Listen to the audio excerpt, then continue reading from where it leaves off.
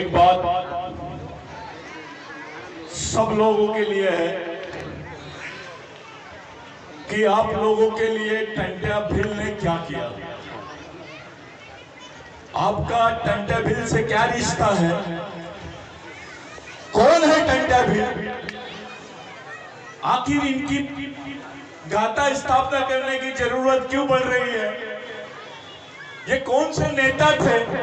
इन्होंने आपके लिए क्या किया? इनके नाम के आगे आपने भगवान लगा दिया। मामला क्या है?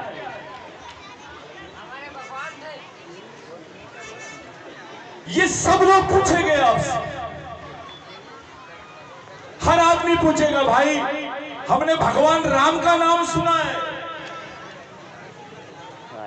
भगवान हनुमान का नाम सुना है, भगवान भोलेनाथ का नाम सुना है, ये नया भगवान कहां से आ गया? तालियां नहीं बजाएगा, बिल्कुल चुपचाप रहो। पक्का बजाओ तालियां। तो आपको पूछेंगे कि भगवान राम का सुनने में आया था, ये नया भगवान कहां से आ गया? आखिर ये बहस चलने शुरू हो गई है अभी। अब लोग सोचने लग गए हैं कि आदिवासी टंट्या भील के नाम के आगे भगवान लगाने लग गए हैं। ये चर्चा शुरू हो गई है देश में। कुछ नेता डर रहे हैं भगवान बोलने के लिए, और अपने भी आदिवासी समाज के कुछ गद्दार लोग भगवान टंट्या भील को केवल टंट्या भील बोलते हैं। उनको मालूम नहीं है कि वो ऑफिसर किसके वजह से बना है, वो विधायक किसके वजह से बना है, उसकी पहचान इस देश में किसकी वजह से, ये उसको मालूम नहीं है। भाइयों, इस देश में एक ऐसा कानून बना जो विश्व के किसी देश में नहीं बना, जिसको क्रिमिनल ट्राइबल बिल बोलते हैं, यानी गुनहगारी जमात का बिल। ये जो भील आदिवासी है, चाहे भिलाला हो, बारेला हो, पावरा हो, वो क्या बोलते हैं आप, दरबार हो, या कोई भी भील हो, ये भील वंश के लोग पैदा होते से इस देश में गुनाहगार हो जाते थे। ऐसा किसी देश में नहीं होता है कि वो पैदा हुआ उसको गुनाहगार बोल दिया जाता था। आपको नागरिक नहीं बोलते थे इस देश में, गुनाहगार बोलते थे। यहाँ के ब्राह्मणों ने आदिवासी कौम को गुनहगार बताया कि ये गुनहगार लोग हैं, जो भील वंश के लोग हैं, ये गुनहगार हैं, ये क्रिमिनल है, इनको शहरी क्षेत्रों में प्रवेश नहीं देना चाहिए। और अगर कोई भील शहरी क्षेत्रों में दिखता है, चाहे वो भिलाला हो, बारेला हो, कोई भी हो, अगर वो शहरी क्षेत्र में दिखता है तो उसको मार दो। उसके ऊपर कोई क्रिमिनल एक्ट नहीं लगेगा, उसके ऊपर कोई एफआईआर दर्ज नहीं होगा। विश्व में किसी भी देश में, इस देश में दो कानून बने हैं। पहला कानून ब्राह्मणों के लिए है कि इस देश में जो ब्राह्मण होता था वो गुनाहगार नहीं होता था, अगर वो मर्डर भी किया तो उसको गुनाहगार नहीं बोलते थे। ये ब्राह्मणों के लिए कानून बना। लेकिन दूसरा कानून आदिवासियों के लिए बना, वो पैदा होते से ही गुनाहगार है, अगर वो उसने कोई गुनाह नहीं भी किया और आपने उसको मार दिए तो आपके ऊपर कोई एफआईआर दर्ज नहीं होगा। कोई ताली मत बजाओ। तो ऐसे कानून कौन से देश में बने हैं? इस देश में दो झगड़े हैं, संस्कृति का झगड़ा और जमीन का झगड़ा। हजारों सालों से चलते आ रहा है। संस्कृति का झगड़ा यानी आर्य संस्कृति और यहाँ की मूल आदिवासी संस्कृति। दूसरा, इनके बीच में यह तय करना है कि जमीन किसका है, जमीन किसकी है, इस जमीन का मालिक कौन है। ये हिंदू धर्म के आड़ में आज बोल रहे हैं कि देश के मालिक ब्राह्मण है, हिंदू है। मैं बोल रहा हूं, जवाबदारी के साथ बोल रहा हूं, ये इस देश में ऐसा कानून बनाना चाहते हैं कि यहां आदिवासियों की जमीन के टुकड़े भी नजर नहीं आएंगे, और जमीन के टुकड़े तो क्या, आदिवासी भी नजर नहीं आएगा, क्योंकि ये साफ बोलते हैं भारत में आदिवासी नहीं रहता है। और एक ऐसी कौम है जो भील वंश के लोग हैं, जिनकी भाषा में आर्यों की संस्कृत भाषा के कुछ शब्द हैं, इसलिए ये आदिवासी नहीं है। ऐसा संयुक्त राष्ट्र संघ में बयान गया है भारत सरकार का 1993 में। कोई पार्टी ने कुछ नहीं बोली, हमारा नेता कुछ नहीं बोला पार्लियामेंट में, हमारे बड़े बड़े अधिकारी कुछ नहीं बोले, सब नाचने गाने में मस्त है। अबे तेरी कौम को खत्म करने का कानून बना दिया इन्होंने, तो भी चुपचाप है। एक बात ध्यान में रखना, अब भील का बच्चा भील नहीं होगा, वो भील का बच्चा नहीं रहेगा, वो आदिवासी नहीं रहेगा, क्योंकि उसकी पहचान तो खत्म कर दी है। तुम्हारे बच्चों को तो तुम पैदा होने से पहले मार दिए उन्होंने, चाहे वो पावरा रहे, बिलाला रहे, बालेला रहे, जितने भी लोग हैं, आप लोग जो अलग अलग दुकान लगा के रखे हैं, कोई डिफरेंस नहीं है, कोई फर्क नहीं है। तुम्हारा खून एक है, तुम्हारा डीएनए एक है, तुम्हारी संस्कृति एक है, तो समाज भी एक होना चाहिए था। लेकिन शर्म की बात है, जो अपने भाई को नहीं पहचानता वो दुश्मन को क्या पहचानेगा, जो अपने भाई को नहीं पहचानता वो दुश्मन को क्या पहचानेगा। भगवान टंटा भील ने बोला, मैं ऐसे आदमी को गांडू समझता हूं, हिजड़ा समझता हूं, जो समाज में जातिवाद करता है। टंटा भील की सेना में कोरकू था, टंटा भील की सेना में गोंड था, टंटा भील की सेना में दलित था, टंटा भील की सेना में मुसलमान भी था, और टंटा भील की सेना में आदिवासी भील भी था, बारेला भी था, बिलाला भी था। ऐसा लड़ाई नहीं थी टंटा भील की। गलत इतिहास इन लोगों ने लाए आपके सामने। मैं जिस क्षेत्र में खड़ा हूं, या 17 बार टंटा भील ने मारा है लोगों को, उसमें एक आदिवासी का भी मारा है। जिस क्षेत्र में मैं खड़ा हूं, आपके क्षेत्र में, आप बहुत ऐतिहासिक जगह है ये भगवान टंटा भील के लिए। एक आदिवासी ने अपने ही समाज की महिलाओं के जेवर छीन लिए, उन पे बलात्कार किया था। भगवान टंटा भील को रेंगा कोरकू ने बताया कि भगवान यहां पर ऐसी घटना हो गई है।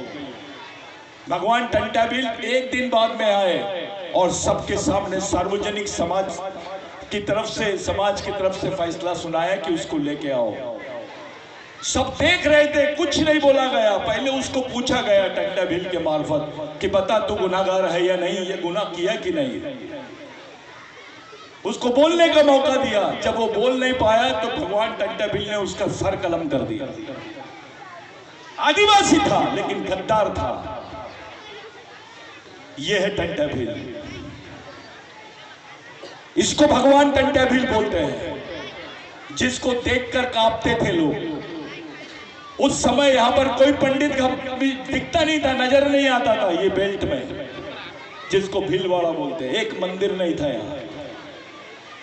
तब किसी भील के पास में कोई जातिवाद नहीं होता था। भगवान टंटा भील ने पहली लड़ाई ये लड़ा कि ये जो भील वंश के लोग हैं, ये जो आदिवासी लोग हैं, ये क्रिमिनल ट्राइब कैसे है। उसका कानून बनाया गया। विश्व के किसी देश में आदिवासियों के खिलाफ में ऐसा कानून नहीं बना जो भारत में आदिवासियों के खिलाफ में बना। उसके खिलाफ की पहली लड़ाई टंटा भील ने लड़ा। आज नौकरी की बात कर रहे थे मुजालदा, डॉक्टर मुजालदा जी। अरे नौकरी में अगर तुम्हारे को गवर्नमेंट सर्विस चाहिए तो तुम्हारे को लिखना पड़ता है, तुम्हारा पुलिस वेरिफिकेशन होता है कि इसके ऊपर कोई केस नहीं है, ये बेगुनाह है, तब जाके तुमको सरकारी नौकरी मिलती थी। लेकिन उसके पहले तो तुम्हारे सामने लिख दिया जाता था क्रिमिनल ट्राइब। तुमने गुनाह किए या ना किए, लेकिन तो भी तुम गुनाहगार थे, यानी तुम किसी भी सरकारी नौकरी के हकदार नहीं थे। ये जितने बड़े बड़े सूट पहन के आते हैं, बड़ी बड़ी कार लेके आते हैं, इनको पूछो अबे तू अधिकारी किसके वजह से बना है? तेरे को नौकरी किसकी वजह से मिली है? तेरे को नौकरी नहीं मिलती अगर भगवान टंटा भील पैदा नहीं होता। इस देश ये सह्याद्री सतपुड़ा जो है, इसका भगवान शंकर भगवान पहले था, उसके बाद का अगर कोई भगवान है तो उसी का नाम भगवान टंटा भील है। ये सच्चा भगवान है। तुम्हारे पास 4 एकड़ जमीन है, किसी के पास 2 एकड़ है, 4 एकड़ है, वो दलित हो, ओबीसी हो, ब्राह्मण हो, कोई भी हो, इस क्षेत्र में जिसके पास जमीन है उसका रिकॉर्ड नहीं लो आप लोग 1911 के पहले का, कि उसको जमीन जो अलॉट हुई है, उसको जो जमीन उसके हिस्से में आई है वो कौन सी लड़ाई से आई है और किसके वजह से आई है। वो जमीन का टुकड़ा आपको मिला है सिर्फ और सिर्फ टंटा भील की वजह से। आज आप जमीन के मालिक हैं सिर्फ इसलिए क्योंकि आपकी कौम में पैदा हुआ है टंटा भील। कौन से भगवान ने तुमको जमीन दिया बताओ? कौन से नेता ने तुमको जमीन दिया ये बताओ? कौन से धर्म के लोगों ने तुमको जमीन दी है ये बताओ? अबे आरक्षण नहीं था तब तो जिंदा रहते थे जमीन के भरोसे। आप खाने के लिए जमीन लगती थी, जीने के लिए जमीन लगती थी। आज हमारी मां बहनों के बदन पे कपड़े हैं सिर्फ इसलिए क्योंकि उनके पास जमीन है, नहीं तो नंगे किसी जंगल में घूमते थे हम। यह है टंटा भील। खड़े होके हाथ बताओ कौन से भगवान ने? राम ने दिया, शंकर भगवान ने दिया, गणपति ने दिया, कि रामदेव बाबा ने दिया, कामदेव बाबा ने दिया तुमको जमीन? या किसी आमा मामा ने दिया, नकली मामा ने? अबे जमीन किसने दिया? तुम्हारे पास जमीन के मालिक हो, आज 2 वक्त की रोटी खा रहे हो ना, ये भगवान टंटा भील की वजह से है। तब कोई संविधान नहीं था। डॉक्टर अंबेडकर को भी उनकी मां भगवान टंटा भील की कहानी सुनाती थी। डॉक्टर अंबेडकर भी मऊ में पैदा हुआ, टंटा भील भी वहीं पैदा हुआ है। उसी खरगोन में, उसी जिले के बाजू के जिले में, सटे हुए जिले में भगवान टंटा भील पैदा हुए।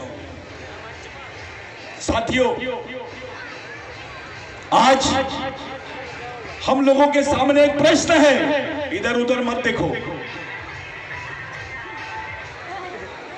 उसको थोड़ा बंद कर दो। तुम्हारे सामने प्रश्न है आज कि अगर इन्होंने ऐसा बोल दिया है कि जो भील वंश के लोग हैं वो आदिवासी नहीं है, साधु मैडम भी है यहाँ, ओमकार मरकाम जी भी है, हमारे बाकी विधायक दादा वो भी है। मैं सबसे पूछना चाहता हूं कि 1993 में गवर्नमेंट ने यह हलफनामा संयुक्त राष्ट्र में क्यों दी कि भारत में आदिवासी नहीं रहते हैं और एक ऐसी जमात है जिसको भील वंश बोलते हैं, जो जिनकी भाषा संस्कृत से मिलती है और इसलिए ये आदिवासी नहीं है। ये जो लैंड बैंक बना है ना, ये जो लैंड बैंक का इन्होंने कल्पना लाया है, ये लैंड बैंक किसी और की जमीन नहीं है, ये भील वंश के लोगों की जमीन है जिसको बेचने की तैयारी हो रही है। अरे तुम आदिवासी नहीं रहेगी तो तुम्हारी जमीन कहां रहेगी रे भाई? जब तुम आदिवासी नहीं रहोगे तो तुम्हारी जमीन कहां रहेगी? काहे के रहोगे तुम? क्या बताओगे तुम? कौन से कानून में प्रोटेक्शन मांगोगे? कौन से कानून में सुरक्षा मांगोगे तुम? और कौन से मुख्यमंत्री और नेता में दम है जो तुमको तुम्हारी जमीन दिला सके? किसी में नहीं है, क्योंकि तुम्हारी अपनी ताकत नहीं है। हमारे लड़कों को गांडू बनाया जा रहा है, उसके दिमाग में भगवान डाल रहे हैं, उसके दिमाग में पार्टी डाल रहे हैं, समाज नहीं है। अबे टंटा भील ने अपनी जान दिया, किसके लिए दिया? कोई पार्टी के लिए दिया? किसी भगवान के लिए दिया? हंसते हंसते फांसी का फंदा लगा दिया टंटा मामा ने, सिर्फ समाज के लिए, सिर्फ टंटा तुम्हारे समाज के लिए, हमारे समाज।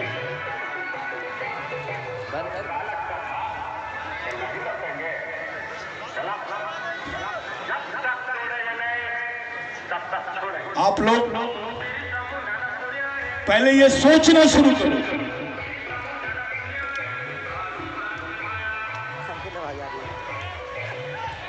अपने लोग जरूर नाच रहे होंगे वो।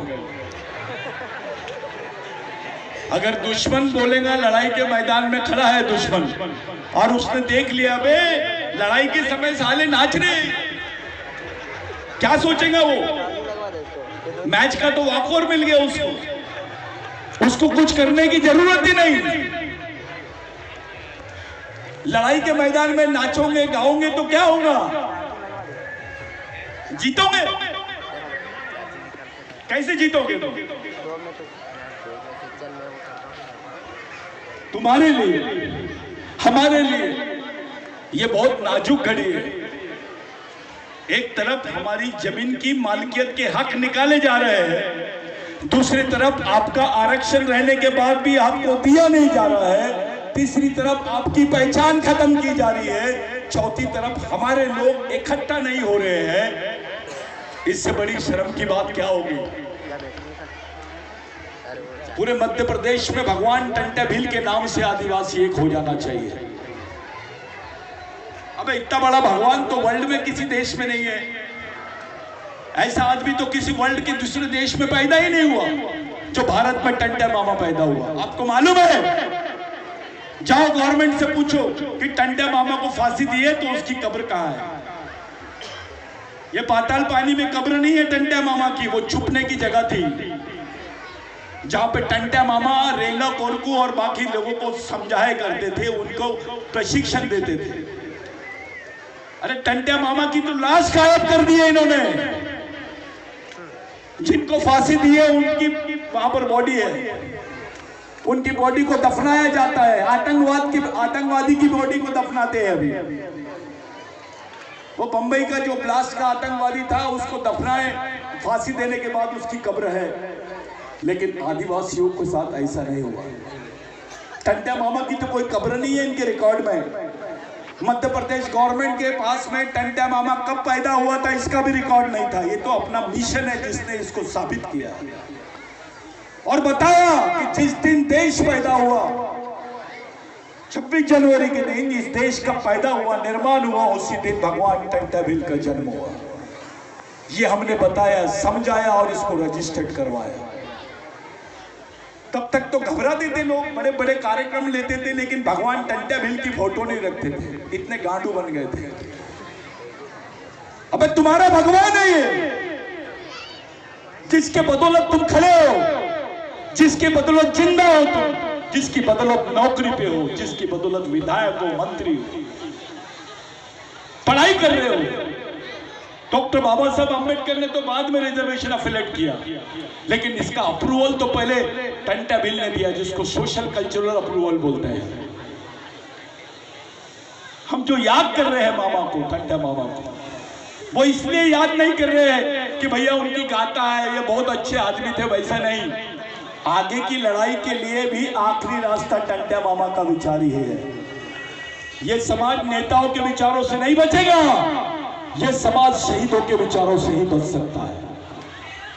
मैं आपसे पूछता हूं, क्या आपका बच्चा आपके लिए फांसी के तख्ते पे चढ़ सकता है?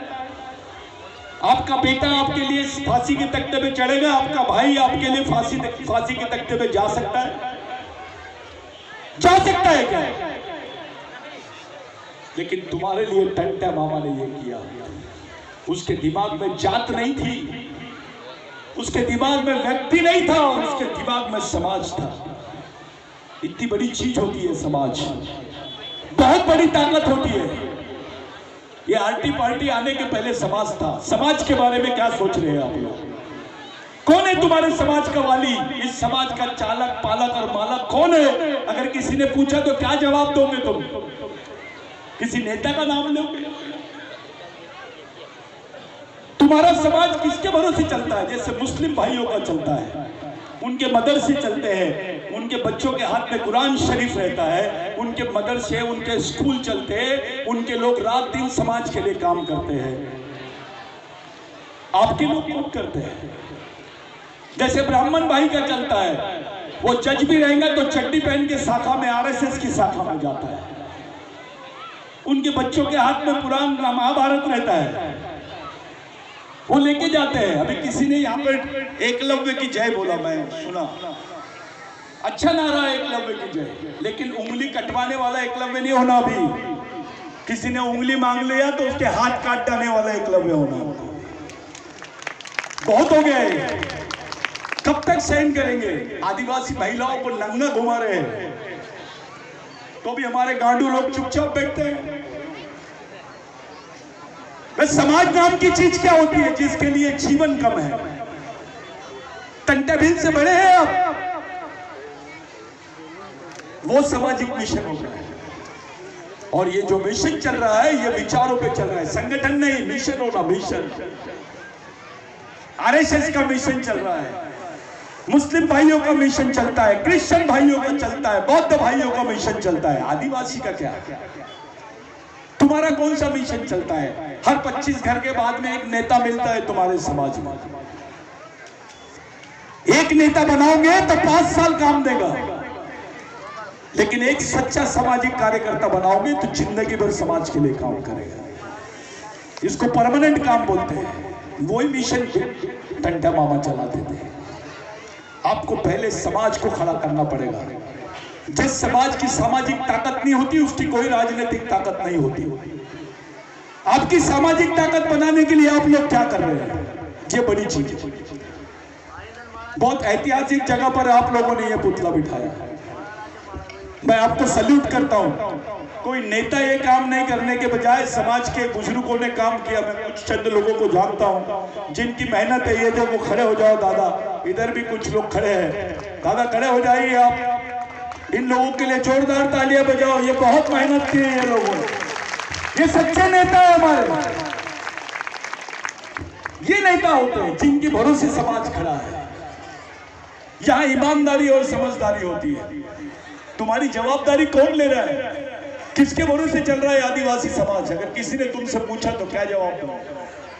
तुम्हारा बच्चा अगर तुमसे पूछा कि माँ पिताजी मेरे को ऐसी किताब दे दे कि मेरे को पता चले कि मैं कौन हूं इस देश में, मेरे क्या अधिकार है, मेरा इतिहास क्या है, मैंने कौन से रास्ते से जाना चाहिए, मेरे दुश्मन कौन है, दोस्त कौन है, अगर उसने तुमसे किताब मांगा तो क्या दोगे उसके हाथ में? एक छोटी सी किताब नहीं दे पाओगे तुम अपने बच्चों को। इतना लावारिस हो गया है आदिवासी, जबरदस्ती का। मैं ये संगठन का हूं, मैं वो संगठन का हूं, मैं अध्यक्ष हूं। अबे साले तेरे को इंटरनेशनल अध्यक्ष बना देते, क्या कर लेंगे? यहां कुछ होना चाहिए, दिमाग में कुछ होना चाहिए, ताकत दिमाग में होनी चाहिए, तब तो लड़ाई लड़ोगे तुम। संगठन की भावनाओं से दूर रहो, पार्टी की भावनाओं से दूर रहो, केवल समाज और समाज के बारे में सोचो। मैं ये जाति का हूं, मैं भील हूं, मैं बारेला हूं, मैं कोरकू हूं। अबे क्या करेगा? मर भी रहा तो यही बात है, यही गांडूगिरी की बात है, यही नपुंसक बात है। मर्द उसको बोलते हैं जो पूरे समाज के बारे में सोचे, जात के बारे में या संगठन के बारे में नहीं, या पार्टी के बारे में नहीं। पार्टी पहले की समाज, नेता बड़ा की समाज। भाई तो समाज को मजबूत करो ना, पहले समाज की ताकत बढ़ाओ और फिर समाज के नेता को बोलो बैठ जाओ, तो वो बैठने की बजाय सो जाएगा। अगर तुम्हारी ताकत अच्छी नहीं तो वो ताकत बढ़ाओ। आज इतना बड़ा काम आप लोग कर रहे हैं। हमने आने वाले 26 जनवरी को भगवान टंटा भील का जयंती मनाने की बात कर रहे हैं, और वो जयंती नहीं रहेगी, भगवान टंटा भील की सांस्कृतिक सामाजिक दीक्षा समारोह रहेगा। उसमें 1 लाख सैनिक रहेंगे, आदिवासी समाज के युवा 1 लाख, जो टंटा भील को वहां पर सलामी देंगे इंदौर में। इस देश में किसी नेता को इतनी बड़ी सलामी नहीं मिली होगी जितनी बड़ी टंटा भील को मिलनी चाहिए। सरदार पटेल का 100 एकड़ 100-200 फीट का पुतला बनाते हैं आदिवासियों की जमीन पर, और वहां के आदिवासी विस्थापित हो जाते हैं। हमको जगह मिली क्या? कोई बोल रहा था कि भाई चौक में भगवान टंटा भील का इंदौर में पुतला बिठा दिए, ऐसा किया क्या? मैं मालिक का जमीन के ऊपर, उसी की जमीन पे पुतला बिठा रहा, ऐसा कर रहा है क्या? ये तो वो मालिक है जिसने तेको जमीन जीने के लिए भी दिया और मरने के लिए भी दिया है। किसी ने तुमसे पूछा इंदौर में आदिवासियों का कब्रिस्तान कहाँ है? हाँ बताओ कहां पर है इंदौर में आदिवासियों का कब्रिस्तान? है क्या? तुम तो मालिक थे। अब तो जीने को भी जगह नहीं है और मरने को भी जगह नहीं है। सब समाज के कब्रिस्तान है लेकिन तुम्हारे समाज का कोई कब्रिस्तान भी नहीं है। क्या करोगे तुम?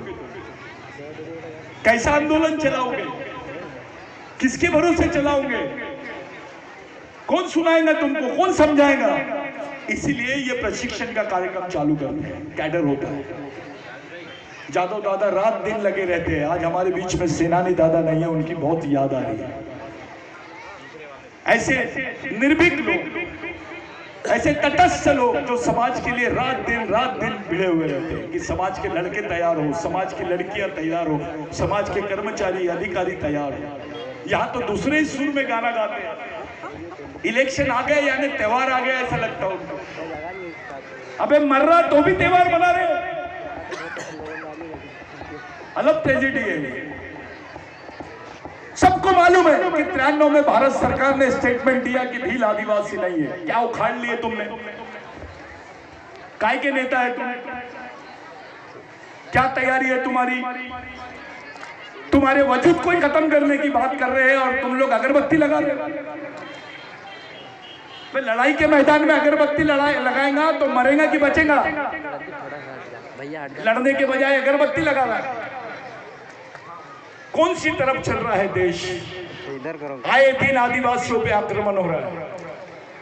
यहाँ की सत्ता को, यहाँ की सरकार को पाकिस्तान से लड़ना चाहिए, चाइना से लड़ना चाहिए, तो ये आदिवासियों से लड़ रहे हैं। सबसे ज्यादा आदिवासियों की जमीनों पे लूट चल रही है। सबसे ज्यादा खनन आदिवासियों की जमीनों पर हो रहा है। सबसे ज्यादा कोयला आदिवासियों की जमीन पर लूट रहे हैं। सबसे ज्यादा जो पर्यावरण का क्षेत्र है वो आदिवासियों की जमीन पर है। सबसे ज्यादा जो आयुर्वेदिक मेडिसिन है वो आदिवासियों की जमीन पर है।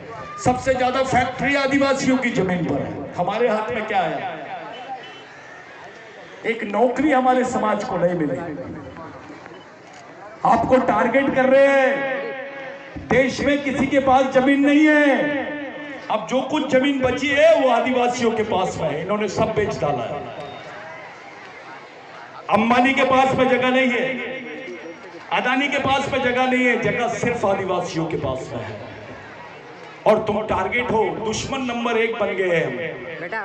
एक नंगा भूखा आदिवासी आदमी जिसका घर घास का है, उसको खाने को रोटी नहीं है, पहनने को कपड़े नहीं है, उसके घर के बाजू में मिलिट्री का जवान AK-47 लेके खड़ा है। जाओ बस्तर में देखो, गढ़चिरौली में देखो, झारखंड में देखो, उड़ीसा में देखो, ये हाल है। मंडला में देखो। अबे जिसको खाने का नहीं है, जिसको पहनने के लिए कपड़े नहीं है, घास की झोपड़ी में रह रहा है, उसके घर के बाजू में एक सैनिक AK-47 लेके क्या कर रहा है? वो AK-47 25 लाख के ऊपर की गन है। अगर वो 25 लाख की गन बेचकर भी 20 लाख रुपए वो आदिवासी को दे दिया तो उसका भला हो जाएगा। लेकिन उसके घर के बाजू गन लगाए क्योंकि ये उसको हटाना चाहते हैं। पाकिस्तान से लड़ेंगे तो जमीन नहीं मिलेगी, चाइना से लड़ेंगे तो जमीन नहीं मिलेगी, लेकिन आदिवासियों के पास जमीन है, इसलिए इनको मारो। इनको वनवासी बोलो, इनको जनजाति बोलो। जनजाति गौरव उत्सव मना रहे हैं, आदिवासी गौरव उत्सव मनाने में क्या तकलीफ है? क्यों डरते हैं? घबराहट होती है क्या? इस देश में भगवान पैदा नहीं हुआ था तब से आदिवासी रहते हैं, ख्याल में रखो। भगवान पैदा नहीं हुए थे तब से आदिवासी रहता है इस जमीन पर। इस जमीन का ओरिजिनल मालिक आदिवासी है, भगवान नहीं है। सुप्रीम कोर्ट बोलती है कि भगवान राम यहां पैदा हुए तो सब लोग मान लेते हैं, और वही सुप्रीम कोर्ट बोलती है कि आदिवासी देश का मूल मालिक है, कोई नहीं मान रहा है। भगवान राम को न्याय मिलता है, आदिवासियों को नहीं मिलता है। क्यों घबराते हैं बोलने से? क्यों डरते हो बोलने से? हमारी लड़कियां खड़ी है, आज उनके पास रोजगार नहीं रहेंगे, कल सड़क से जाएंगे बे। ये तो वही आदिवासी की लड़की है जो पहले कभी टंटा मामा के नाम पे अपने आप को मालिक बोलते थे। क्या कर लेंगे हम हमारी माँ बहनों को बचाने के लिए? टंटा मामा के समय में आदिवासियों को देखने की हिम्मत नहीं करता था कोई अंग्रेज अफसर। वो टंटा मामा है, ब्राह्मण नहीं गुजरता था वहां से। साहूकार अपने भगवान को प्रार्थना करते थे कि मेरे सपने में भी टंटा मामा नहीं आना चाहिए। वो टंटा मामा है और उसकी आप कौम है, उसकी आप औलाद है। आपका डर कहां है? कौन डरता है आदिवासियों से? बताओ। सरकार डरती है, तुम्हारे समाज के अधिकारी डरते हैं, कलेक्टर डरता है, तुम्हारे नेता डरते हैं, तुम्हारे समाज के पैसे वाले लोग डरते हैं। कोई नहीं डरता आपसे। ये हालत हो गई हमारी 140 साल में। वो क्रिमिनल ट्राइबल बिल को भगवान टंटा बिल ने अमेंड करवाया। जब रेंगा कोरकू टंटा मामा के पास में गया और बोला, भगवान ये लोग तो अपने को गुनहगार बोलते हैं और ये लोग तो अभी होलकर अंपायर था तब और अंग्रेजी हुकूमत थी। बोले ये लोग अपने लोगों को नौकरी नहीं देते हैं, सरकारी मुलाजिम नहीं बनाते हैं, क्या करना चाहिए? टंटा मामा ने बोला, रुक जा, कल बैठते हैं इसके ऊपर। रेंगा कोरकू को दूसरे दिन टंटा मामा ने बोला कि जा अंग्रेज को ये संदेश दे दे कि अगर तुमको टंटा भील को पकड़ना है तो आदिवासी को ही पुलिस में भर्ती करना पड़ेगा। तब जाके पहली बार 100 आदिवासियों को पुलिस महकमे में नौकरी मिली और वहीं से आदिवासियों को नौकरी मिलना शुरू हो गई। तुमको नौकरी मिलना चाहिए करके खुद को गिरफ्तार करने की रणनीति बनाता है भगवान। इसको भगवान बोलते हैं। जो अपने जान के बदले तुम्हारे को रोटी खिलाता है, इसको भगवान बोलते हैं। कौन सा भगवान खिलाता है तुमको? नाम तो बताओ भगवान का। इस भगवान ने खिलाया है तुमको। ये गाथा स्थापित करके तुमने कोई उपकार नहीं किया, लेकिन बहुत बड़ा काम किया है ये बुजुर्गों ने, जिन्होंने ये गाथा स्थापित कर दी। आने वाली पीढ़ी के लिए रास्ता बना दिया इन्होंने। ये मामूली चीज नहीं है।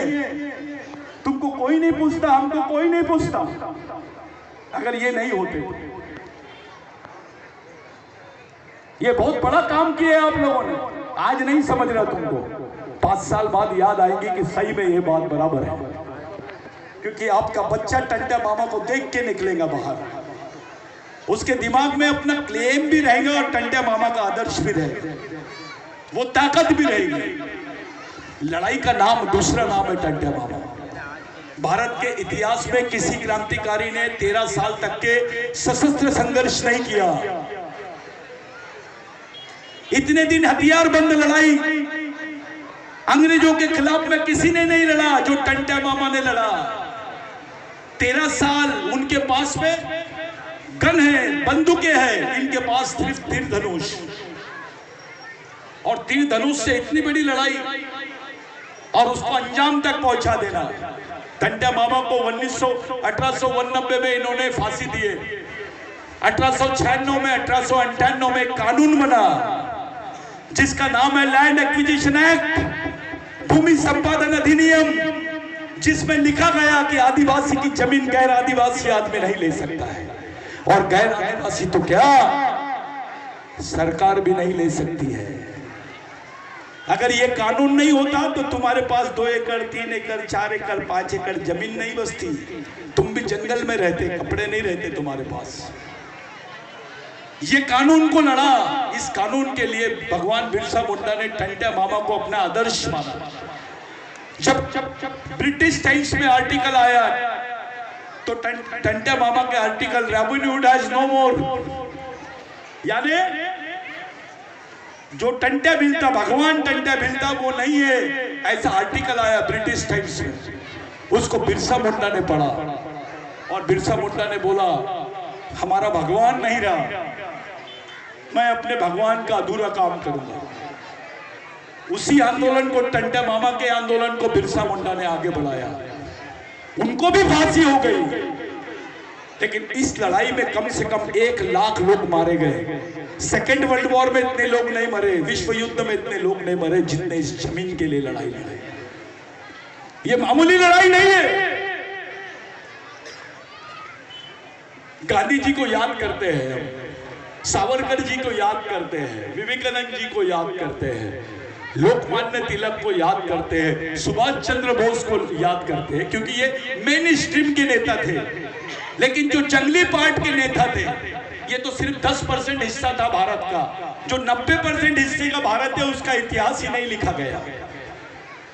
आदिवासी का बच्चा बच्चा, आदिवासी का हर कौम, हर परिवार स्वतंत्र सेनानी है। स्वतंत्र सेनानी के सर्टिफिकेट उनको मिले जिन्होंने हाथों में तिरंगा झंडा पकड़े, उंगली भी नहीं कटाए, उनको स्वतंत्र सेनानी बोला गया। लेकिन जो पूरी कौम की कौम स्वतंत्र सेनानी थी, उसको कोई लाभ नहीं हुआ इसका। आज भी टंडे मामा को एनसीईआरटी में नहीं मिला। आज भी टंडे मामा का नाम शहीदों की लिस्ट में नहीं है, क्रिमिनल ट्राइबल की लिस्ट में नाम है, गुनेगार जमात की लिस्ट में नाम है। इससे ज्यादा शर्मनाक बात क्या हो सकती है? मध्य प्रदेश गवर्नमेंट ने बताना चाहिए टंडे मामा की कब्र कौन थी है। थोड़ा शोध करना चाहिए। जानबूझ के टंडे मामा की कब्र नहीं बनाए, क्योंकि ये जानते थे कि ये भगवान बन जाएगा। उसकी लाश गायब कर दी है इन्होंने, क्योंकि जानते थे पूरे आदिवासियों का मूल भगवान टंडा भाई बन जाएगा। ऐसा किसी देश में हुआ क्या? वो टंडे मामा के साथ में हुआ कि उनकी लाश को गायब कर दिए इन्होंने। उधर भगवान बाबूराव शर्मा को फांसी देने के बाद चूने की भट्टी में डाल दिया उसकी लाश को। उधर शंकर प्रसाद रघुनाथ शाह को तोप में बांध के उड़ा दिए, छितड़े छितड़े कर दिए उनकी बॉडी को। और बिरसा मुंडा को मारने के पहले, फांसी देने के पहले बता रहे थे फांसी, लेकिन उसको चमड़ियां निकाले उसकी रात भर।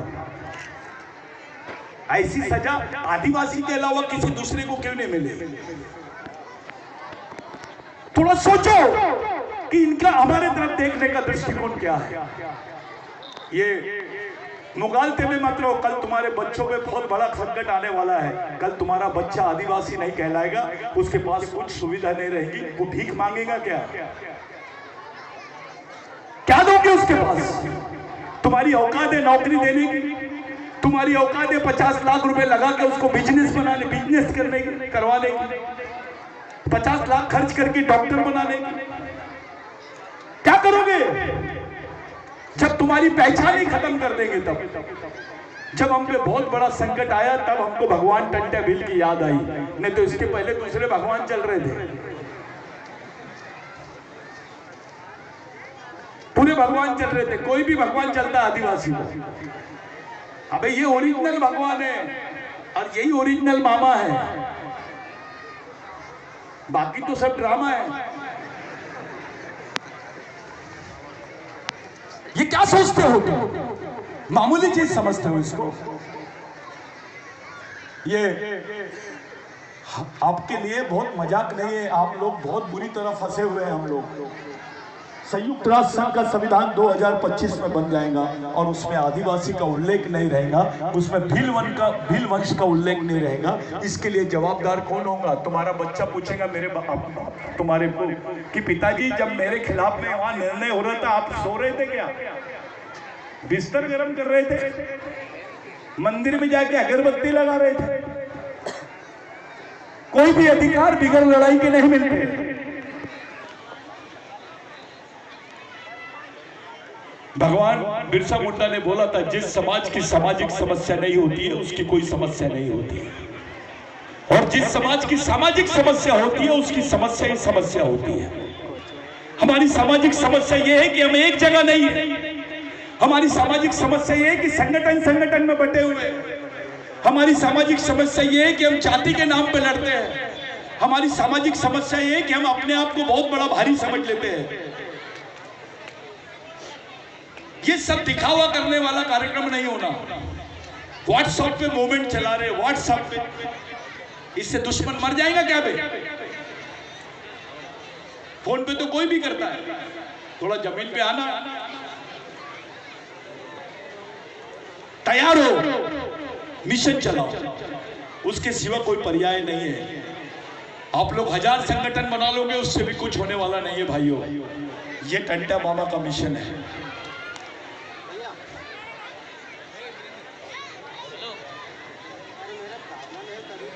एक मिनट मेरे को बोलने दो, मैं आपसे मिलता हूं। जाने दो, जाने दो।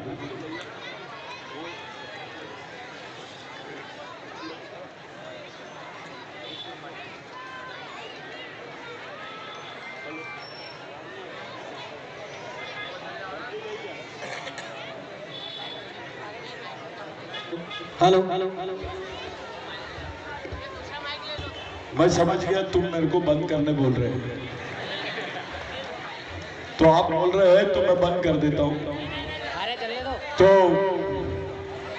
जितने बच्चे हैं, जितनी महीना है, मेरी माँ बहनें हैं, आपसे मैं हाथ जोड़ के विनती करता हूं, ये भगवान के मंदिर में जाने के पहले ऑफिस में जाना शुरू करो। अपने बच्चों का स्कॉलरशिप देखो, अपने बच्चे को क्या सुविधा है वो देखो, अपने जमीन पे क्या समस्या है वो देखो, और कुछ इस लायक बन जाओ कि रोज कम से कम 800-1000 रुपए तुम कमा सको। जो औरत रोज 800-1000 रुपए खुद कमाएंगी, उसका बच्चा कभी भूखा नहीं मर सकता है, उसके बच्चे को कोई कमी नहीं होगी, वो अपने बच्चे को कुछ भी बना सकती है। महिला के पास पैसे आएंगे तो राशन की दुकान पे जाएंगी वो, और पुरुष के पास पैसे आएंगे तो दारू की दुकान पे जाएंगे। ये सच्चाई है। तो आप लोग तैयार रहो, थोड़ा बेहोश होना बंद करो। दारू सभी पीते होंगे, आप भी पियो, मैं नहीं बोलता मत पियो, आपकी इच्छा, लेकिन अपने बेहोशी का प्रदर्शन मत करो सड़क पर। आप लोग होश में रहो, सोचो कि हमको क्या करना है, आज के बाद हमको कैसे जीवन जीना है। अभी आपको मिशन चलाना है।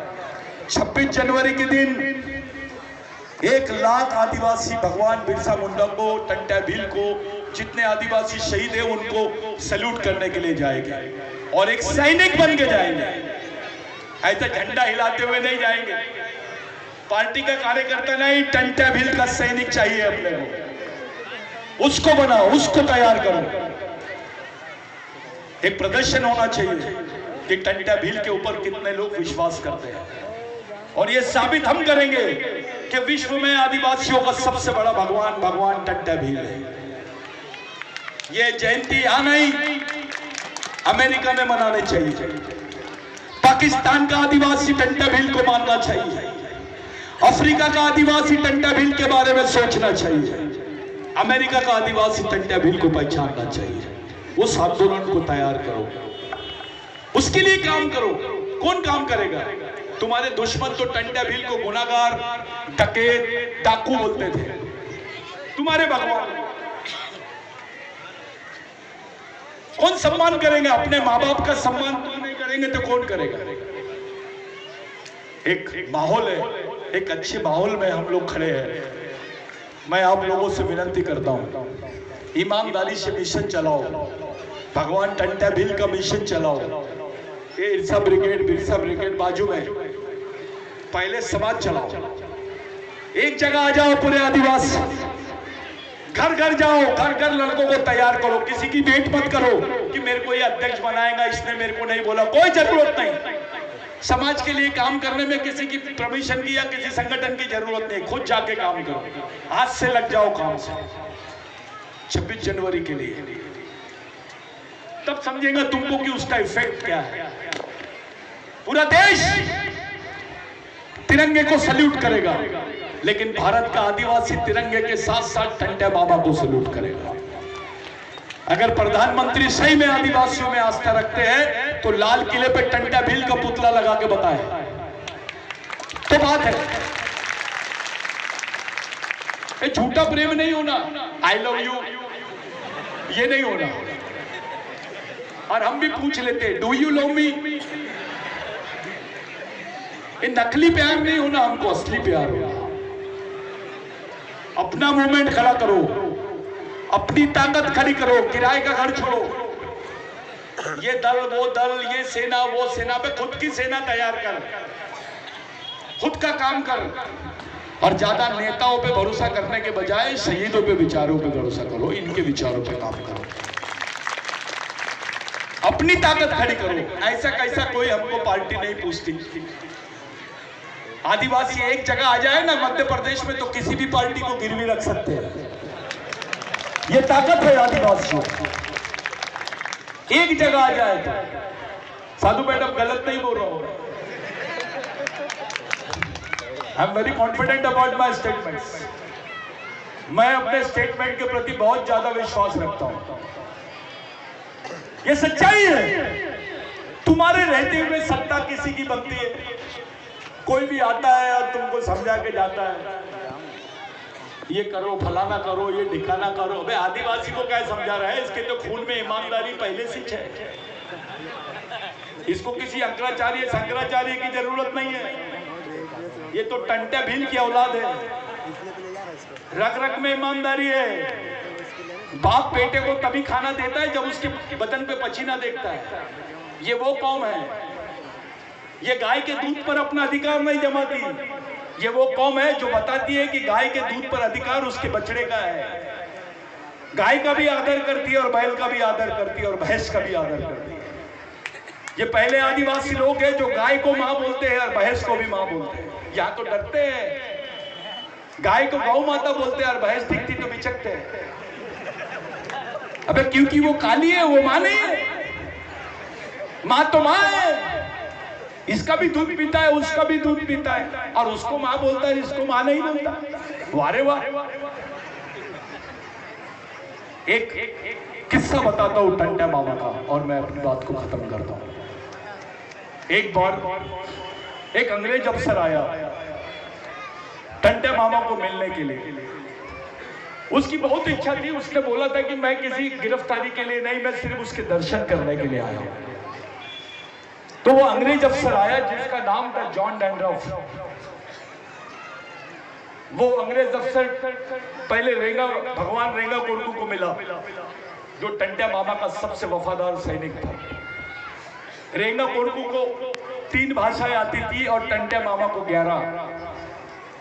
शायद आप नहीं मालूम आपको, टंटा मामा साइन भी करते थे।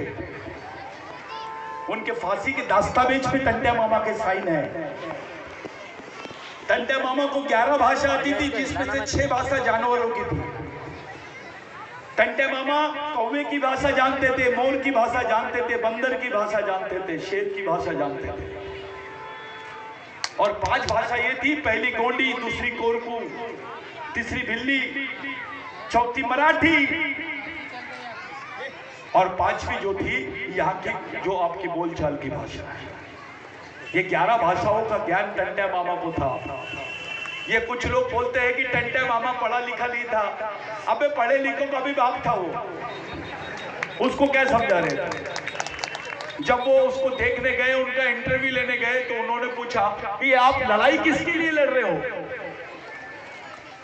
तो वो परेशान हो गए, जवाब नहीं दिया टंटा मामा ने। तो रेंगा कोरकू को अंग्रेज अफसर अंग्रेजी में बोला कि ये जवाब क्यों नहीं दे रहा है? तो रेंगा कोरकू ने उसको बोला, वो आपको पढ़ रहे हैं, बोले आपकी बातों को नहीं सुन रहे, आपको पढ़ रहे हैं बोले। तो बोले ये कैसे हो सकता है? तो टंटा मामा में उतनी कैपेसिटी है बोले कि आदमी को देखते से पढ़ लेता है। टंटा मामा आपके दिमाग में उनके प्रति कुछ धोखा करने की ताकत यानी इच्छा तो नहीं है, ये देख रहे हैं। फिर टंटा मामा खड़े हुए और उन्होंने बोला कि मैं लड़ाई मालिकों के लिए लड़ रहा हूं। क्या बोला? मैं मालिकों के लिए लड़ रहा हूं। तो वो अंग्रेज ने बोला तुम्हारे कौन मालिक है? तो टंटा मामा ने बोला इस जमीन के मालिक, इस देश की जमीन के मालिकों के लिए मैं लड़ रहा हूं। यानी उस वक्त टंटा मामा हमको अपने आप को मालिक बोलते थे, जिसको बोलते ओनर, जिसको बोलते इंडिजिनियस ओनर, जिसको यूनाइटेड नेशंस में फर्स्ट लैंग्वेज ऑफ लैंड बोला गया। संयुक्त राष्ट्र संघ में जमीन की पहली भाषा का सम्मान मिला है टंटा मामा को। यह बड़ी बात है, इस देश में किसी नेता को नहीं मिला। मामूली आदमी नहीं है टंटा मामा। मामा बोलने के बाद ये छोटी बात हो जाती है, भगवान बोलने के बाद बड़ी बात होती है, विद्रोही बोलने के बाद और बड़ी बात हो जाती है। क्रांतिकारी बोलने के बाद और बड़ी बात हो जाती है। टंट्या भील बोलने के बाद और बड़ी बात हो जाती है। भील कोई सरनेम है क्या? किसी का सरनेम है? जब टंट्या मामा को मारा गया तो 25-35 साल तक के किसी आदिवासी ने अपने बच्चे का नाम टंट्या नहीं रखा। लोग चिढ़ाते थे आदिवासी, टंट्या मामा की मुंडी लाते थे और भीख मांगते थे। ऐसी मुंडी लटकाते थे टंट्या मामा की महल घाट में और वो बोलते थे क्या जी देखा जी, यानी आदिवासियों को डराते थे कि बेटा विद्रोह करेगा तो तेरा भी टंट्या मामा जैसा हर्ष करेंगे। मामूली बात नहीं है। इतनी दहशत थी टंट्या मामा की जमींदारों के बीच में, उच्च वर्णियों के बीच में, अंग्रेजों के बीच में। ऐसा योद्धा तो पैदा ही नहीं हो सकता है। उसका इतिहास ना लिख सके हम, उसके इतिहास को कुछ नहीं किए। वो तो मिशन में थोड़ा बैठ बूट के इस चीज को पूरा सेटल करके सामने लाया गया। आज अपना जो मिशन है बिरसा ब्रिगेड का, या तो बिरसा ब्रिगेड वगैरह नहीं मानता, लेकिन जो अपना सामाजिक मिशन है उसकी वजह से आज पूरा देश मानने लग गया है कि 26 जनवरी को टंट्या मामा का जन्मदिन है। नहीं तो गवर्नमेंट के रिकॉर्ड में नहीं है ये चीज। साधु मैडम कमलनाथ जी को लाए थे हम, उनको समझाए थे कि भैया इसी दिन पैदा हुआ है। अरे यार कैसा बोल रहा है सतीश। मैंने बोला ये देश का बाप है, बड़ा बाप है। अगर गांधी जी देश के राष्ट्रपिता है तो टंट्या मामा तो दादाजी है। तब जाके वो माने। और जब उनको समझ में आया कि टंट्या मामा की लड़ाई कौन है तो अपने घर में फोटो लगाया। मुख्यमंत्री ने अपने ऑफिस में फोटो लगाया। मेरे को लगा थोड़ा थोड़ा करंट आ रहा है, और अच्छा करंट राहुल गांधी ने दिया कांग्रेस को, टंट्या मामा का नाम लेकर। बहुत दिनों के बाद नाम ली कांग्रेस ने। यही काम अगर 10 साल पहले करते तो कोई दूसरा ही सत्ता पे आप ही होते। कांग्रेस आदिवासियों के साथ में बेईमानी कर रही है। कांग्रेस आदिवासियों को भूल गई है। कांग्रेस ने आदिवासियों के प्रश्नों की लड़ाई को अपने से दरकिनार कर दिया है। कांग्रेस में अब दूसरे ही लोग समझा रहे हैं कांग्रेस को। जिस दिन कांग्रेस का प्रॉपर कैडर आदिवासी रहेगा, जिस दिन आरएसएस के खिलाफ में यहाँ का आदिवासी कैडर लड़ेगा, उसी दिन सत्ता मिलेगी कांग्रेस को। नहीं तो भूल जाओ। जो एक्सपेरिमेंट इन्होंने गुजरात में किया है वो एक्सपेरिमेंट यहाँ रहेगा। एक भी आदिवासी और दलित कैडर की सीट नहीं मिलेगी अगर अभी सतर्क नहीं हुए तो। ये पॉलिटिकल मंच नहीं है, लेकिन सच्चाई है। आदिवासियों ने ईमानदारी से वोट दिए। जिसका नाम गांधी होगा उसने भी कांग्रेस को वोट नहीं दिया होगा, लेकिन जो आदिवासी है उसने ईमानदारी से वोट दिया। क्या मिला? जब 93 में भारत सरकार ने आदिवासी नहीं है इस देश में बोली तो कांग्रेस क्या कर रही थी? चुप था। नरसिम्हा राव ने क्यों नहीं बोला? उसी समय बाबरी गिरती है, उसी समय मुंबई ब्लास्ट होता है, उसी समय पे ये लोग आदिवासी भारत में नहीं है ऐसा बोलते हैं। ये बहुत बड़ा मामला है।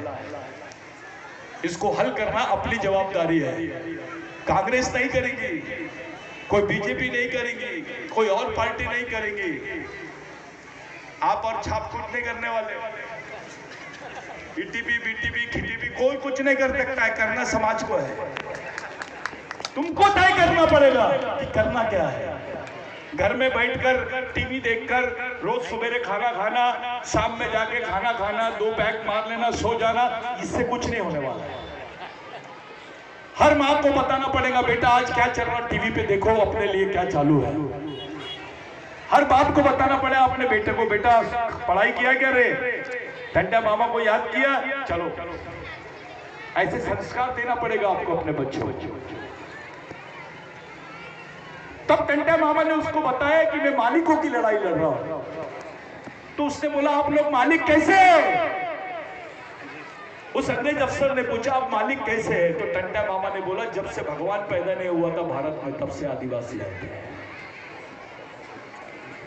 ये मैं नहीं बोल रहा हूं, भगवान टंट्या भील ने बोला है। ब्रिटेन के म्यूजियम में, इजराइल के म्यूजियम में, अफ्रीका के म्यूजियम में भगवान टंट्या भील के अवशेष लेके गए हैं। वो तैयारी कर रहे हैं, उस पर रिसर्च कर रहे हैं, लेकिन यहाँ का आदिवासी जिसका वो बाप है वो गांडू जैसे घर में बैठा हुआ है, वो कुछ नहीं बोल रहे, इतने बेईमान हो गए। दूसरे देश में टंटा मामा पे रिसर्च चल रहा है, लेकिन हम एक किताब नहीं लिख सकते हैं सही तरीके की। कहानी लिखते हैं जैसे वो सुबेरे आजा बेटा सो जा बेटा में, ऐसा नहीं। उसकी विचारधारा क्या है, उसका सिद्धांत क्या था, उसके लड़ने का सिद्धांत क्या था, बचने का सिद्धांत क्या था, कौन सी मांग थी, कौन सी डिमांड थी, इस बात को समझना पड़ेगा। आप लोग हाथ जोड़ के विनती है, भगवान टंटा भील का मिशन चलाओ, ईमानदारी से सामाजिक मिशन चलाओ, अपनी मेहनत का 1 रुपए रोज समाज के लिए दो। अपने घर से मेहनत में जो काम कर रहे लड़के, जो भूखे प्यासे मिशन के लड़के कैडर करते हैं, उनको थोड़ा पैसा दो, 2 रोटी दो, उनको पूछो, उनकी इज्जत करो, सोचो। नहीं तो यहाँ पे भी वही हाल होने वाले हैं जैसे गढ़चिरौली बस्तर में है। पुलिस वाला भी आदिवासी, नक्सलवादी भी आदिवासी, गोली किधर से भी चलेगी, मरेगा कौन? ये हो सकता है यहाँ, ऐसी परिस्थिति निर्माण हो सकती है। तुम वेटिंग लिस्ट में हो, वो जल्दी मर रहे हैं, तुम प्रतीक्षा सूची में हो, तुम थोड़ा लेट मरोगे लेकिन मरोगे जरूर। बचना चाहते हो, अपने बच्चों को बचाना चाहते हो, तो सामाजिक मिशन चलाओ, ईमानदारी से सोचो, समझदारी से सोचो, समाज के साथ गद्दारी मत करो। यही टंटा मामा का मिशन था, मेरे लिए, आपके लिए। मेरे को आपने बुलाया, मैं उस लायक नहीं हूं, आपने बहुत बड़ी बात कर दी मेरे को बुलाकर। मैं अपने आप को बहुत धन्य मान रहा हूं कि मैंने भगवान टंटा भील की मूर्ति के स्थापना के दिन यहां पर आया। आपको बता दे रहा हूं भाई, ये बिरसा ब्रिगेड की तैयारी है। 2024 में अंडमान निकोबार में भगवान टंटा भील का पुतला बैठेगा, जिसको पूरे विश्व के लोग देखेंगे। वहां इंटरनेशनल कॉन्फ्रेंस होगा, विश्व के 32 देशों के लोग टंटा मामा को सैल्यूट करेंगे। अभी नागपुर में विश्व के 12 देशों के लोगों ने सैल्यूट किया टंटा मामा को।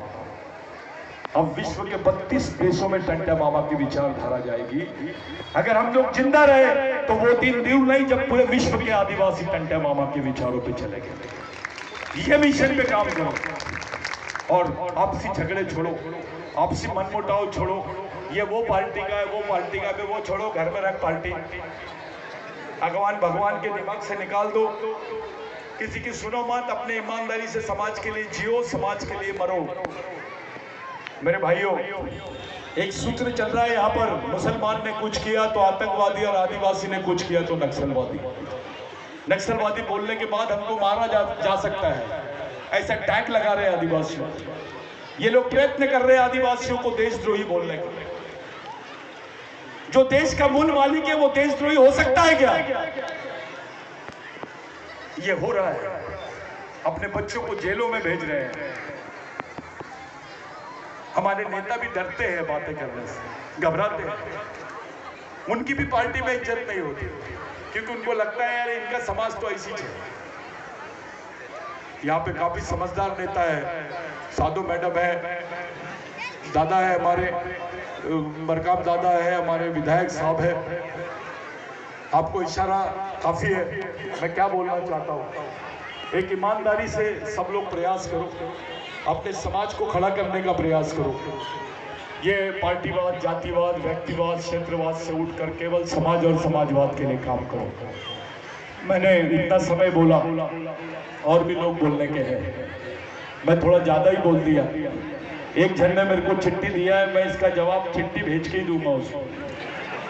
एक लेटर मिला है, मैं भी उसको बोलूंगा आई लव यू, क्योंकि मेरे समाज का आदमी है। आप लोगों से विनती है, संगठन की भावना के बजाय सामाजिक मिशन की भावना पैदा करो। ये तैयारी करो। आरएसएस को देखो कैसे तैयारी करते हैं। आरएसएस आज विश्व का सबसे बड़ा संगठन है। विश्व में 40% आदिवासी है।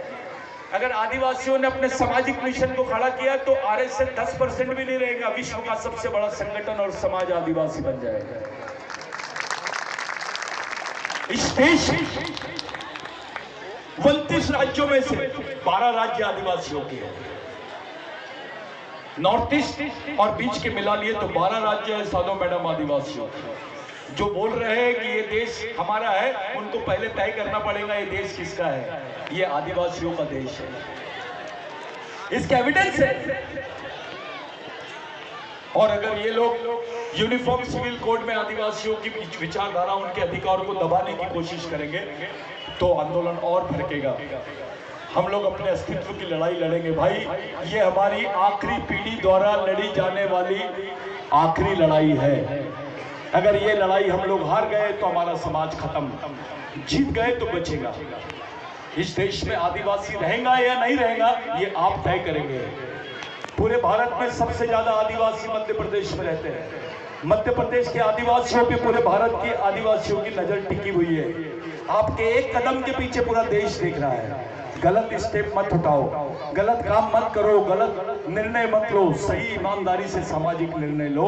यही मेरी आपसे अपेक्षा है। आपने मेरे को इतना देर बोलने का मौका दिया। आयोजक मंडल का, दादा लोगों का मैं बहुत बहुत धन्यवाद देना चाहता हूँ कि मेरे को आप लोगों ने बुलाया। मैं हाथ जोड़ से प्रार्थना करता हूँ, हाथ जोड़ के प्रार्थना करता हूँ कि मिशन के लिए काम करो। जय आदिवासी, जय बिरसा, जय टंट्या मामा।